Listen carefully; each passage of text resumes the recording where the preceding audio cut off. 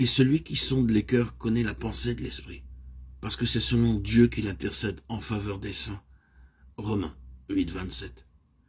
L'Esprit nous est donné afin que nous soyons capables d'intercéder pour les saints de Dieu.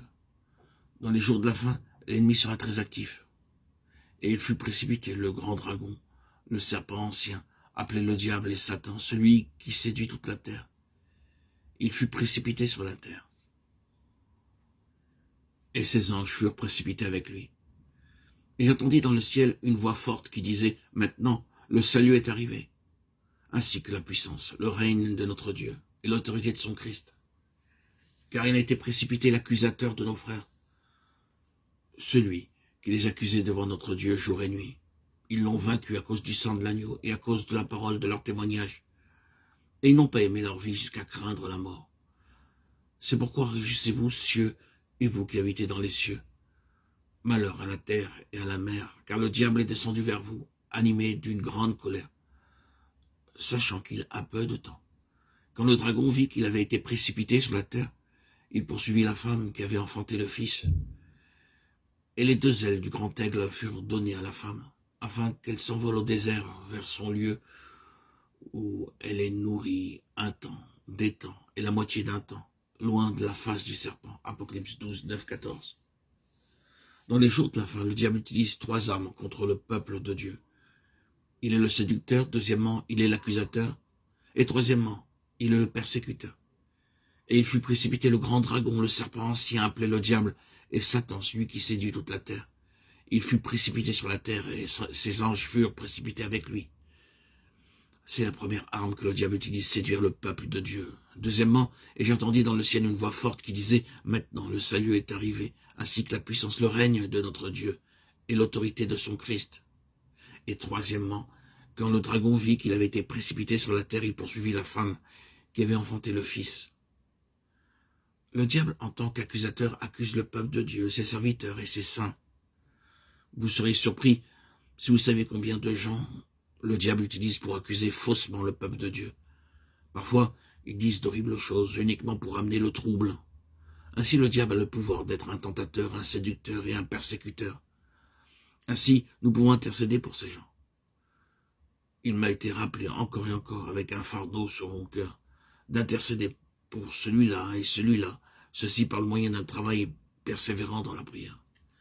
Nous ne pouvons pas prier d'une manière ordinaire, alors que tant de saints sont attaqués par le diable, par les moyens de la persécution, de la séduction ou de l'accusation. Ils peuvent être protégés uniquement par l'intercession. En Inde, nous dit frère Baksingh, quand des hommes ont été accusés de beaucoup de choses, nous avons décidé d'intercéder. Ce fut quelquefois des nuits ou des journées entières de prière. Nous ne nous sommes jamais préoccupés d'écrire aucune lettre de défense. Mais par l'intercession, ils ont été protégés.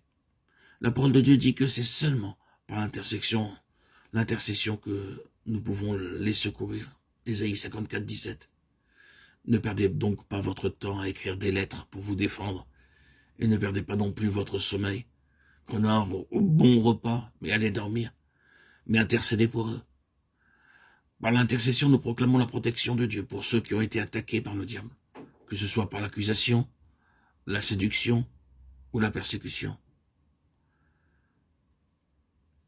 Le diable a un grand pouvoir pour persévérer les serviteurs de Dieu et les saints de Dieu.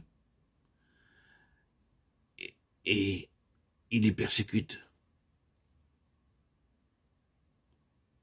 en permanence. Nous les protégerons par l'intercession et nous les protégeons par le travail de la prière. Ainsi, les 7 œuvres apparentes du Saint-Esprit sont établies. D'abord, l'esprit qui habite. Deuxièmement, l'esprit de vie. Troisièmement, l'esprit qui conduit. Quatrièmement, l'esprit d'adoption ou de maturité. Cinquièmement, l'esprit qui témoigne, puis l'esprit qui secourt et l'esprit d'intercession. C'est ici la septuple expression visible de l'œuvre du Saint-Esprit qui peut être vue par les amis, les ennemis, les voisins et les parents. Ainsi, gardons-les dans la pensée et prions. Seigneur Jésus-Christ, je veux être avec toi, sur ton trône. Sois assez aimable pour me posséder complètement par ton esprit. Remplis-moi de ton esprit selon ta promesse. Je suis prêt. Proclamez la septuple plénitude et il vous montrera comment elle peut devenir vôtre.